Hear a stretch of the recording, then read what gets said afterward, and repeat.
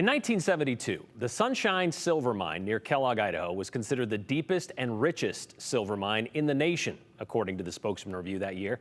But on this day, the 2nd of May of that year, it also became the deadliest. The Sunshine Mine disaster left a huge hole in the tight-knit mining community and hundreds of families without fathers. A fire started somehow, some 3,500 feet below surface, a place where no one thought it would or could.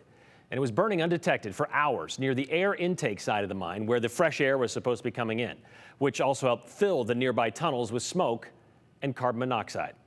That toxic gas killed 91 miners by early afternoon. Diane Trecker works at the Shoshone County Mining and Smelting Museum in Kellogg. Her dad was working at the nearby Bunker Hill mine that day. This day, the 50th anniversary, Diane tells us how hard the tragedy hit the community.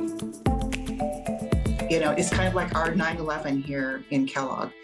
Everyone remembers where we were. Diane Trecker remembers where she was on May 2nd, 1972. I was in class that day. Yes, we were in class that day.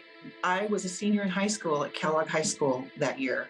That Tuesday morning, just after sunrise, 173 miners went to work at the Sunshine Mine. Around 7 o'clock is when they entered into the jewel shaft. Their entrance to one of the largest and deepest mines in the area, more than 100 miles of tunnels that reached more than a mile into the earth. If they're working at the lower levels, say 5,200, 5,400, they had to go down the jewel 3,700 feet, then get on a train and go a mile back to the 10 shaft. Then from the 10 shaft, it was at 3,700, they'd hoist them down to the level they're working at. A journey that would take some time. Probably a half an hour. Or longer, at least a half an hour. During that time, word was spreading about a smell of smoke reported by men leaving the night shift. However, a fire in a hard rock mine was virtually unheard of. First of all, it's wet. Yeah. I mean, everything is wet. They have to pump water out all the time. Right around 11 o'clock when the people were breaking for their lunch, the day shift was breaking for lunch, that is when they really started saying we can't ignore this, and by 11:30 was when it was finally reported, or it was finally reported to the foreman's office. Smoke was so thick at that point, and it was starting to affect people at that point. They were starting to fall. They were collapsing from the carbon monoxide filling the tunnels. Monoxide, is odorless.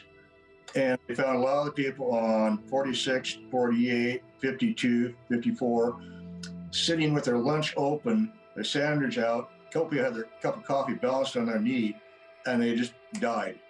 They never knew what hit them. By noon, the foreman at the 3,700 level declared an evacuation. It took a full 26 minutes for it to reach some of the men. And by the time it reached some of the men in the lower levels of the mine, the hoist was already out of operation because the hoistman had died. And there was no one there to operate the hoist to bring them out. Despite desperate attempts to use alternate escape routes, only 80 miners made it to the surface. So 93 men were still trapped underground at the end of that day. While a vigil formed above, rescue teams in small capsules were sent in to find the others. Little did they know, only 2 of them were still alive. Tom Wilkinson and Ron Flory were 4,800 feet below the surface. They'd found a storage room that happened to have a source of fresh air and water. They survived 7 days on their lunches and those of their dead coworkers.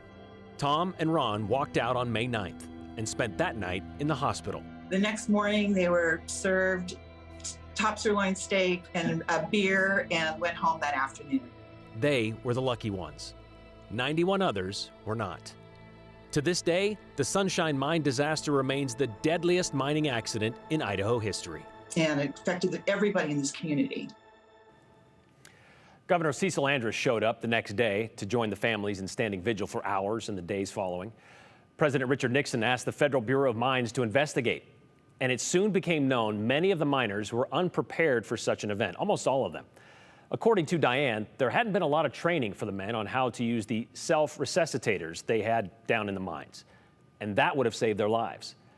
Bob Bush's dad, Robert Warren Bush, was working in the Sunshine Mine that day. Bob was just 23, just married, just graduated from the University of Idaho, and living in Arizona at the time, coaching a Little League softball team when he got the news about his dad. Well, Bob returned to Kellogg this morning for the 50th anniversary ceremony with Governor Little in attendance. And Bob told us about the impact the disaster had on him and the industry. My dad was the underground production foreman, and he was on the 3,700 foot level. I know that he had gone from 10 shaft headed to jewel shaft, which is right close to where the smoke intake was coming from upper workings. My guess is that's almost exactly where he died. And I grew up by the mine, so I knew virtually everybody. And I was a cager, which is basically an elevator that goes between the levels, delivering the men to their working levels. So yeah, I knew a lot of them, and it was pretty tragic when it happened. Obviously, I had 6 of my classmates in my high school class at Kellogg High School that didn't make it out. So yeah, it wasn't easy at first, and I'm getting used to it now. I had a woman describe it to me today as Kellogg's 9/11. Everybody remembers where they were that day. Yeah. And that came up a lot today in the ceremony, particularly how the mine safety has been improved because of the accident. And I believe that's probably true around the world because, I worked for a mining company my last 10 years before I retired, and everywhere that anybody knew anything about Sunshine, it was always about how much its safety had improved. Now, Bob worked his summers and winter break while attending the U of I in that mine, as he said, running people up and down the mine shaft. Despite that investigation issued by President Richard Nixon, they never found the cause of the fire because it basically destroyed everything in that space. In 1974, the Idaho legislature approved funds to build a memorial on the site. Today, a 13-foot tall metal miner with a glowing headlamp with 91 miniature tombstones stands guard nearby.